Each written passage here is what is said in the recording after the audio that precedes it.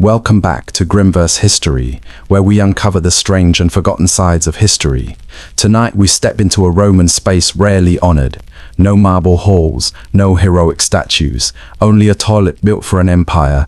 Romans sat on marble seats above an open shaft. Beneath them, human waste fell 50 meters straight down.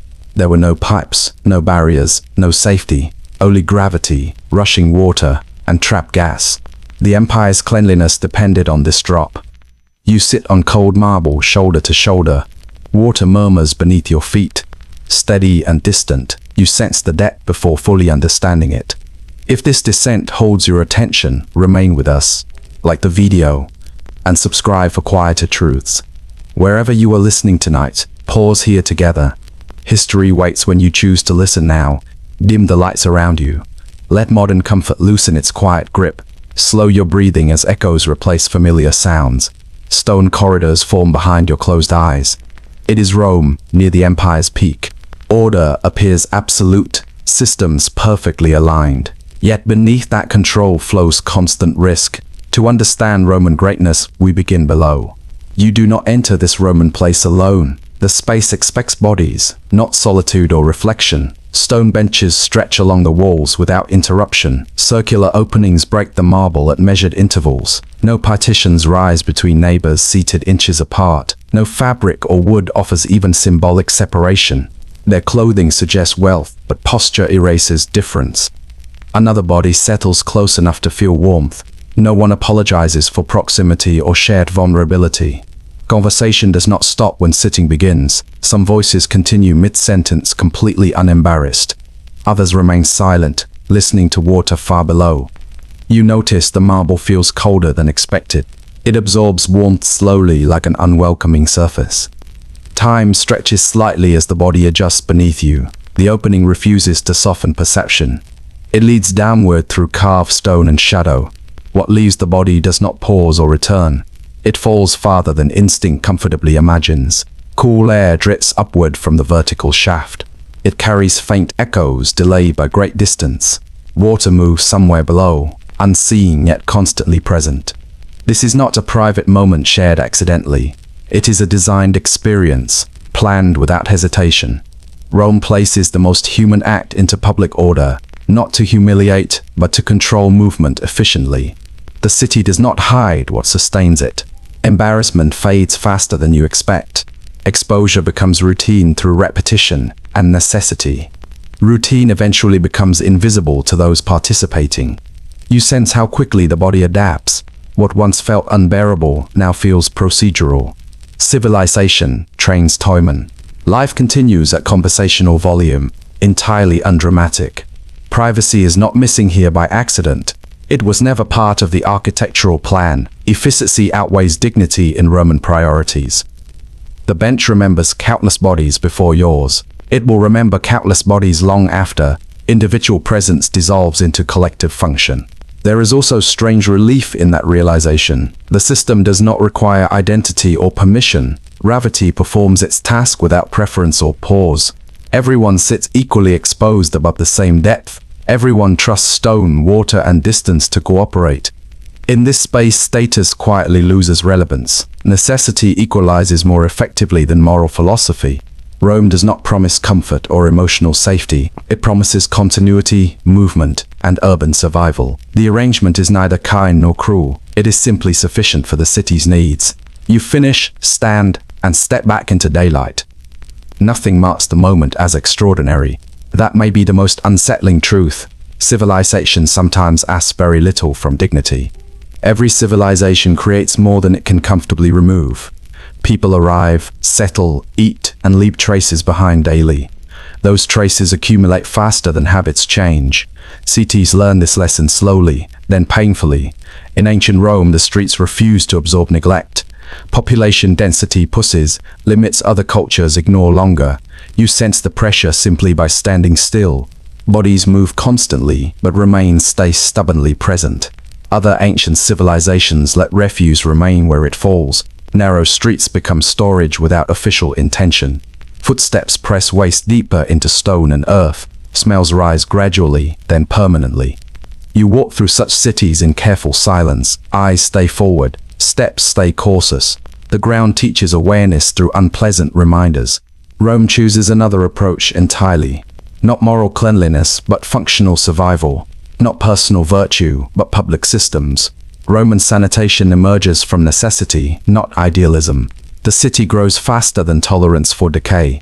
Public latrines appear as solutions, not luxuries. Roman toilets become infrastructure, not afterthoughts. You sit where thousands sit every day. There is no expectation of restraint or moderation. Only movement matters. Ancient plumbing becomes the quiet hero here. Roman engineering channels waste away from living space. Gravity replaces human discipline as primary enforcer. Roman infrastructure works even when individual. Do not, Cloaca Maxima, carries the city's excess patiently. The system never asks who caused the problem.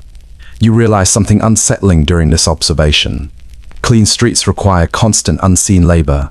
Someone must manage what nobody wants remembered. Roman sanitation treats waste as a collective responsibility. No household solves the problem alone. No alley revives Pervan Brahmotva. Roman history rarely praises these invisible achievements. Statues celebrate generals, not underground channels. Yet ancient Rome lasts partly because of plumbing. Public latrines prevent slow urban poisoning. Roman toilets protect the living without ceremony. You notice how quiet, effective systems feel. They draw no attention when functioning correctly. Failure, however, announces itself immediately. Disease spreads faster than authority responds. Waste becomes both symptom and cause. Rome delays that fate through structure. Roman sanitation accepts unpleasant truths without embarrassment. Cities must handle output as carefully as ambition. You stand near flowing water, listening calmly. The sound disguised as architecture. Human beings produce endlessly, regardless of intention. Civilization survives by planning for that certainty. Ignoring reality never counts as strategy. The lesson remains quietly relevant tonight. Cities endure through systems, not moral superiority. Responsibility scales when individuals no longer can. Roman infrastructure understood this without philosophy. Waste moved a modest thought lingering. Care for shared spaces sustains shared futures. Civilization survives when someone accepts unpleasant duties. The rest is usually forgotten underground. The sound changes before the structure becomes visible. Water moves with purpose somewhere beneath the stone. You feel cooler air rising from below ground. It carries moisture, weight, and quiet determination. This is not accidental water, this is guided water. Ancient Rome does not rely on good intentions. It relies on slopes, channels, and calculated angles. Roman engineering treats waste as a mechanical problem. Morality remains unnecessary in underground spaces. You follow the path downward with your imagination. Stone walls narrow, then widen with careful planning. The Cloaca Maxima stretches like a buried spine. It carries the city's unwanted weight patiently, built wide enough for maintenance crews to enter and strong enough to survive floods and centuries. The structure does not ask for gratitude. It only requires continued flow above ground. Aqueducts deliver endless water. They cross valleys with quiet arrogance. Water arrives clean, steady, and predictable. Excess water always finds its exit. You begin to notice the logic. Water in, water through, water out. Nothing waits for personal discipline. Nothing depends on individual restraint. Public latrines connect bang to this system. Roman toilets feed directly into underground certainty. Gravity performs the persuasion. Humans cannot sustain you. Sit above an engineered conclusion. What leaves you enters a managed sequence. There is comfort in that inevitability. The aqueduct does not judge timing or quantity. The Cloaca Maxima does not complain about volume. The system assumes humans will always overproduce. Roman infrastructure plans for excess, not virtue. That assumption proves quietly accurate. You hear water echo against stone channels. The sound never stops entirely. Movement continues even during sleeping hours. This is governance without speeches, urban management without more instruction. Rome trusted gradients and continuous motion. One approach scales better than the other. You realize how impersonal efficiency feels. No one thanks the channel for functioning. No statue honors water doing its job. Yet cities survive on these uncelebrated systems. Collapse often begins when flow becomes blocked. History rarely dramatizes maintenance until it disappears. The Cloaca Maxima survives emperors and ideologies. Its design outlasts political moods entirely. Roman engineering proves stubbornly durable. You sense a quiet humility underground. Stone accepts tasks. Humans avoid discussing. The system does not require belief. It requires only gravity and patience. This approach carries an unspoken lesson. Civilizing depends less on ideals than structure. Good intentions decay faster than engineered solutions. You stand above centuries of calculated acceptance. The city manages reality without pretending otherwise. There is something almost kind about that honesty. Unpleasant truths receive practical solutions instead of denial. Roman infrastructure respects limits without commentary. Care often hides in unglamorous design choices. Responsibility sometimes looks like stone and water. Progress flows downward, quietly, without applause. The system works, but comfort was never guaranteed. You feel that truth before anything dramatic occurs. Stone seats feel steady, yet the air feels unsettled. Warmth rises from below with uncertain intention. The space breathes differently than streets above. Roman toilets operate within calculated acceptance of danger. Engineering advances faster than human safety considerations. The city chooses order, even when risk remains personal. You sit above a shaft designed for efficiency. Beneath that efficiency, unpredictable forces quietly gather. Gases form naturally in dark enclosed depths. Occasionally, those gases behave with unfortunate enthusiasm. Romans understand this possibility without formal warnings. Incidents occur rarely enough to be tolerated. Risk becomes another background condition of urban life. You notice how calm everyone appears regardless. Familiarity dulls awareness of potential danger. Routine convinces the body that survival is assumed. Movement below sometimes produces unexpected sounds. Scratching echoes briefly, then disappears again. Small creatures navigate pathways. Humans never engine. You shift slightly, aware of unseen movement. No one reacts, because this is normal. Urban order absorbs discomfort without apology. Shared tools circulate through constant public use. Cleanliness relies on water, not separation. Contact becomes unavoidable within collective assign. The city vows intimacy over individual assuran. You realize how modern expectations distort perception. Safety feels negotiable when survival depends on systems. Rome calculates risk differently than contemporary minds. Public benefit outweighs private inconvenience consistently. The city remains functional because someone accepts exposure. Civilizing expansion. The system reassures without protecting completely. Roman sanitation succeeds precisely because it ignores comfort. It assumes humans tolerate discomfort for collective stability.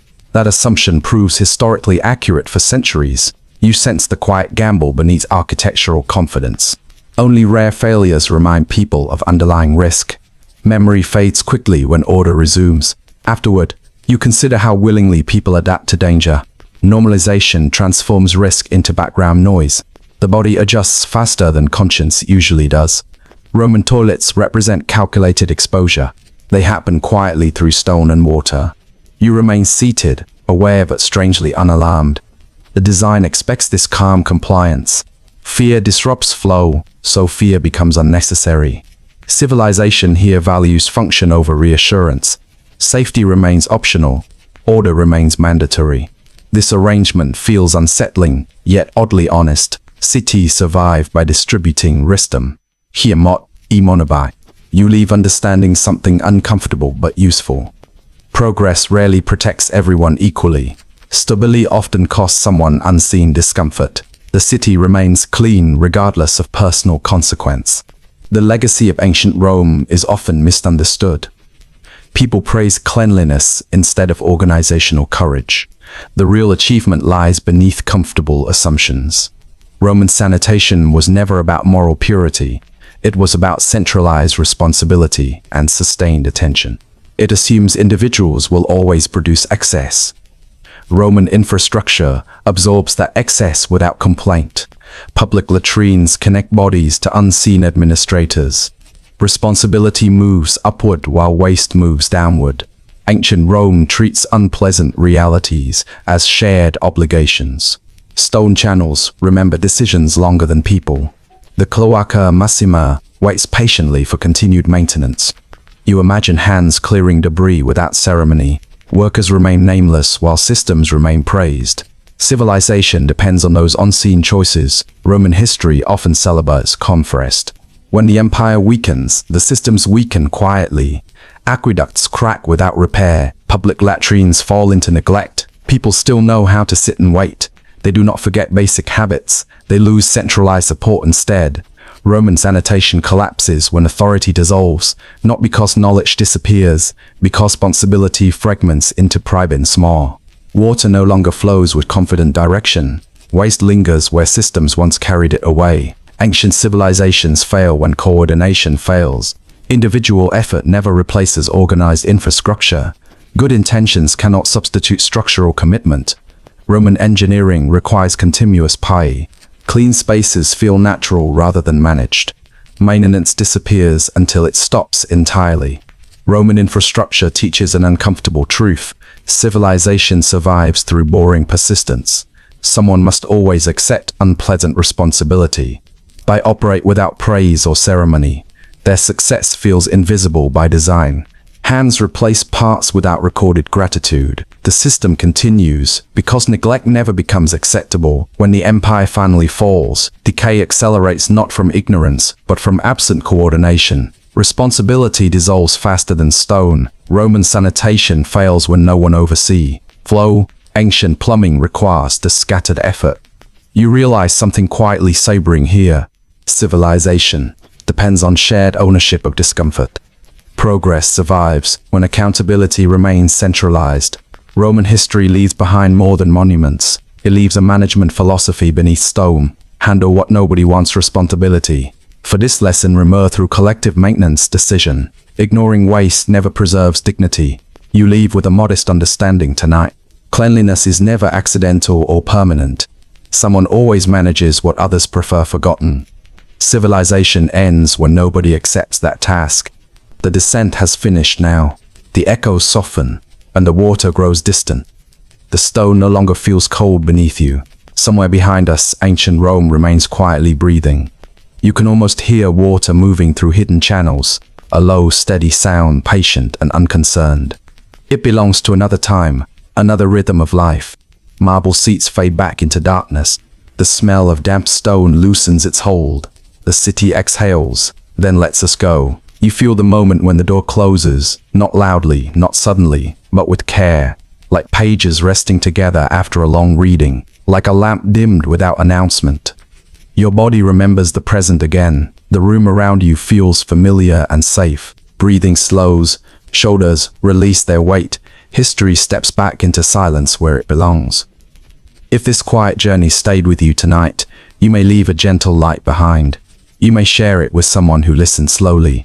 You may subscribe and return another evening. There is no hurry and no obligation here. These stories flow quietly like underground water beneath us.